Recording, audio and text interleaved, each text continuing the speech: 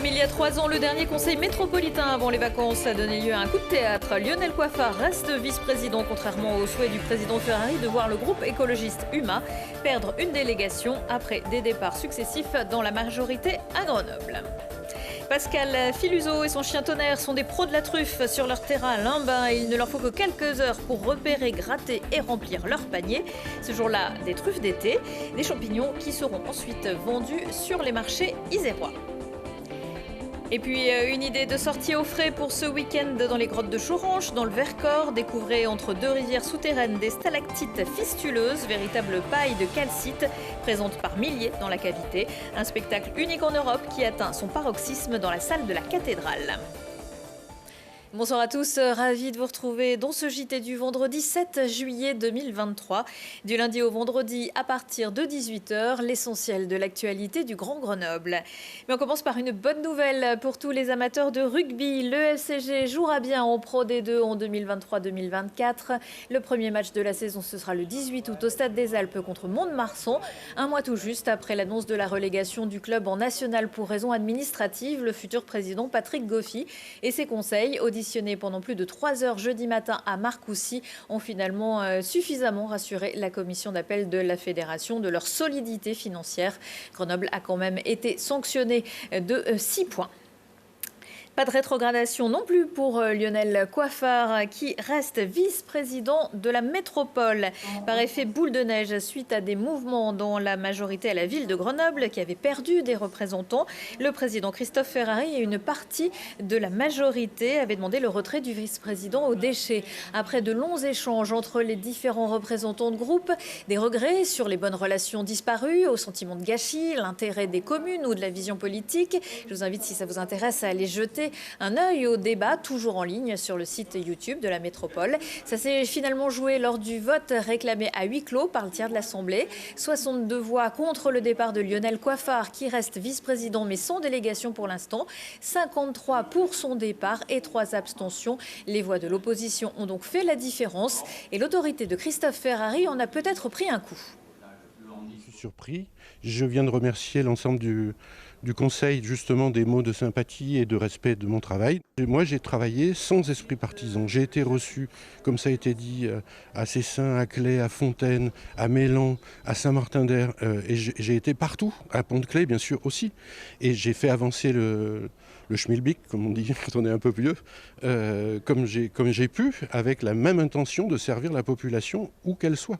Il est temps que le conseil métropolitain arrête de ces guerres partisanes qui n'ont pas de sens. Parlons du fond, parlons de la planète qui brûle. C'est le vote démocratique du conseil métropolitain et on voit que finalement l'opposition s'est invitée dans ce débat, puisque l'opposition a voté pour une très grande partie contre le retrait. Donc voilà, c'est ainsi. Il faut prendre acte de ce résultat. C'était vote libre, hein, voilà. Donc c'était un vote libre. Manifestement, il y en a un certain nombre effectivement qui ont voté contre. Moi, j'ai voté contre. D'abord parce que c'est un vice-président qui a fait son travail normalement, ce que j'ai expliqué dans mon intervention. Et puis parce que nous, on pense que c'est pas à travers cette petite modification d'organigramme qu'on change le problème fondamental de la métropole. Effectivement, c'est un résultat un peu surprenant, mais qui dit quelque chose, qui dit que ce conseil métropolitain, il en a marre qu'on joue au tir au pigeon et qu'il y ait un pouvoir de l'arbitraire. Et qu'il y a un appétit pour discuter de politique publique. Pour la droite, je pense qu'ils ont rendu un peu la monnaie de leur pièce. Ils s'étaient fait trahir après avoir élu le président au 3e tour, hein, en dépit de toutes les pratiques. En 2020, ils espéraient avoir des responsabilités. Ils se sont fait trahir, c'est ce que j'exprimais ce matin. Hein. Nous avons été, l'espace de gauche citoyen écologiste a été trahi en juillet. La droite l'a été en septembre quand le président a choisi de faire un exécutif, non pas avec les groupes qu'il avait élus président, mais avec son ancienne majorité.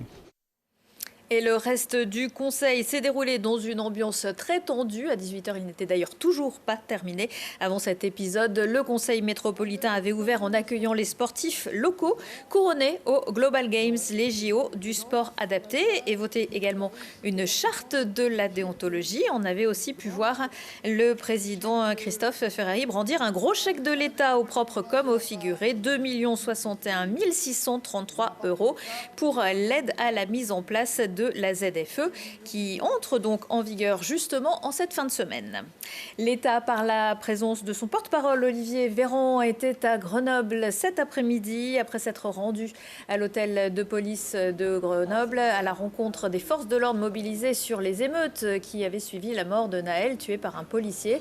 L'ancien député de l'Isère s'est dirigé vers le centre-ville pour discuter avec les commerçants des magasins dégradés dans la nuit de vendredi à samedi dernier. Pour certains, le préjudice se monte à plusieurs dizaines, voire plusieurs centaines de milliers d'euros. On va être aux côtés des commerçants qui ont perdu leur outil de travail. Voilà. Une boutique comme la vôtre, le mot c'est pillage en règle, il n'y a plus rien. Vous ne pouvez pas la rouvrir ni demain ni après-demain parce qu'il y a aussi des travaux de sécurisation. Il faut la refaire, donc vous allez avoir des frais. Donc nous, on met la pression assurance, banque. L'État va être aussi au rendez-vous pour vous, pour que vous puissiez rouvrir votre boutique. Je suis venu ici à Grenoble, il y a 40 et quelques magasins qui sont dans votre situation. On va suivre avec le préfet et je vais suivre aussi personnellement la situation de chacun de ces magasins. D'accord ? Vous me connaissez, je suis né ici, j'ai habité à 100 mètres jusqu'à il y a peu de temps. Donc je vais continuer de suivre ça, d'accord ? Donc on va vous accompagner. J'ai pas perdu espoir, c'est pas ma nature, mais j'attends des actes. Voilà. Et des actions mises en place par le gouvernement et par la municipalité. Mais je pense que ça va être très très compliqué. La Sûreté départementale a lancé un appel à témoins après la disparition jugée inquiétante d'un homme d'une trentaine d'années originaire des Pays-Bas, basé à Annecy. Le téléphone de Michel Goertz a borné pour la dernière fois à Montélimar le 2 juin. Il présente des troubles psychologiques et a déjà fait une tentative de suicide pour lesquelles sa famille a fait un signalement dans son pays d'origine. Si vous avez des renseignements, il faut contacter le 04 76 60 42 fois. Ce soir, c'est le coup d'envoi des grandes vacances et les écoles ont fermé leurs portes pour les 6 familles en grande précarité qui étaient encore logées la nuit dans les maternelles et élémentaires grenobloises depuis plusieurs mois. La ville annonce avoir finalement trouvé une solution et financé des places en partenariat avec les services de la préfecture de l'Isère. Grenoble a aussi proposé de mettre gratuitement à disposition des services de l'État un bâtiment municipal vacant pour créer de nouvelles places d'hébergement. Plus cher qu'une paire de baskets à la mode ou de lunettes de soleil, la truffe blanche ou noire, elle s'arrache à plusieurs milliers d'euros le kilo. Et le Périgord est loin d'être le seul territoire à accueillir le fameux champignon. Dans sa chaînée à Limbin, au pied de la Chartreuse, Pascal Filuso, fort de plus de 20 ans d'expérience, sait débusquer les filons d'or noir, mais il ne travaille pas seul. Mirko Pesci. À l'ombre de vieux chênes, au pied de la Chartreuse, un chien et son maître chassent le roi des champignons, la truffe noire. Toujours muni de son cavadou, Pascal Filuzzo est un redoutable caveur passionné. Ça fait plus de 20 ans que je suis dans la truffe et là ça fait 20 ans que je suis en Isère. Je suis boucher actuellement, voilà. Donc en dehors de ça, je fais un plaisir d'aller sur les marchés à la rencontre des gens. Il existe 60 espèces de truffes, ce qui permet aux rabassiers de débusquer toute l'année. Certaines espèces battent des records de prix, comme la truffe blanche d'Alba, qui est vendue à 7 000 € le kilo. Dans la truffière de Pascal, on récolte 5 espèces, dont la mélano d'hiver, l'estivium d'été ou encore l'uncinatum d'automne. La truffe noire, elle est beaucoup plus reconnue parce qu'elle a plus de parfum et que la truffe d'été, plus ou moins, c'est une truffe qui n'a pas d'odeur, mais elle a un avantage, c'est que la truffe d'été, elle vaut au moins 5 fois moins cher que la truffe d'hiver. Elle cherche. Et bien souvent, là, pour la mélano, elle va se mettre où il y a de l'herbe, parce que c'est plus frais, vous voyez. Tonnerre, viens, Toto, viens. Viens, Tonnerre, viens. Tonnerre est un chien d'eau romagnol, une race dotée d'une volonté de faire et d'une grande faculté d'adaptation. Autrefois, c'était le porc qui était exploité, mais il a été progressivement remplacé par le chien, plus obéissant et léger. Encore faut-il l'entraîner. Pascal nous donne quelques conseils pour élever son animal à la truffe aiguisée. Disons, prendre un chien jeune, de préférence, de 3 mois, après, Et ensuite d'y cacher la truffe et de y faire chercher pour pouvoir avoir sa récompense. Donc après, c'est une complicité qu'on va avoir entre le chien et le maître. Et voilà, donc lui, il va essayer plus ou moins de faire plaisir à son maître et tout en ayant la récompense. La récolte est fructueuse. En une dizaine de minutes, Tonnerre a trouvé 11 truffes blanches, de quoi préparer brouillade ou autre beurre de truffe. En Isère, on compte 6 espèces différentes, alors à vos pioches pour dénicher ces diamants noirs. Été comme hiver, il y fait toujours 10 degrés. Et puisque l'on nous annonce des températures caniculaires ce week-end, c'est l'occasion d'aller faire un tour à la grotte de Choranche, située dans le Vercors. C'est un des hauts lieux touristiques de l'Isère, parce qu'on y trouve le plus grand prédateur de l'univers souterrain, le Proté, mais aussi et surtout pour le spectacle féerique qu'elle offre entre stalagmites et stalactites fistuleuses. Lina Badreddine. Symbole d'un territoire naturel exceptionnel, nichée dans le cœur du massif du Vercors, la grotte de Choranche offre une expérience unique et authentique. Nouvel entrant dans la démarche des sites touristiques emblématiques de la région Auvergne-Rhône-Alpes, ce lieu remarquable accueille plus de 100 000 visiteurs chaque année. En un mot, ouais, c'est grandiose et on se sent tout petit.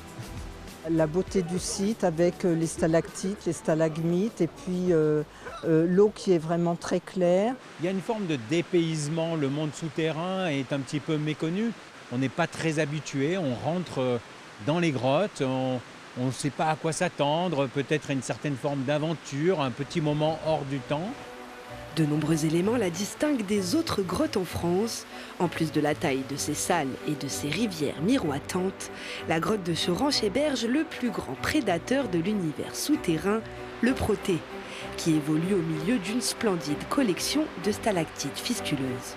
La grande particularité, donc, ce sont ces stalactites, les décorations en pierre qui descendent du plafond. C'est de la calcite, c'est très brillant, c'est très fin, quelques millimètres de diamètre, très long, plus de 3 mètres, c'est extrêmement rare. C'est tout à fait unique en Europe d'en avoir en aussi grand nombre.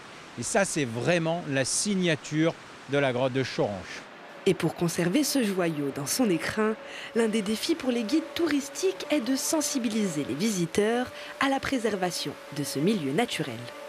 Les pierres, ça paraît solide, mais en fait, c'est souvent très cristallin, fragile. Si on les touche, si on n'aménage pas comme il faut, si on met trop de lumière, on va endommager ce lieu.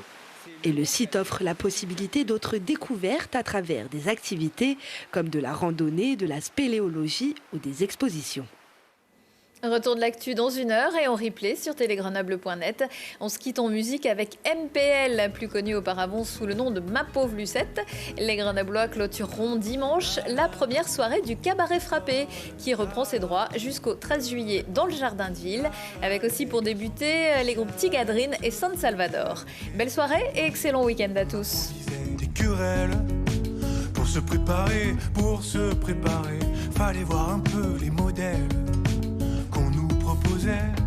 On serait des bonhommes, on serait des durs, on en ferait des tonnes pour être bien sûr qu'on serait des bonhommes, ouais, qu'on serait des bonhommes. Là là, enfin devenu grand, là là on parlait très fort, là là on dérangeait les gens, on comprenait pas encore, on arrivait toujours en nombre. Ça nous réchauffait, on ne voyait pas que nos ombres, ça les étouffait. On faisait les bonhommes, on faisait les durs, on en faisait des tonnes pour être bien sûr qu'on était des bonhommes, ouais, qu'on était des bonhommes.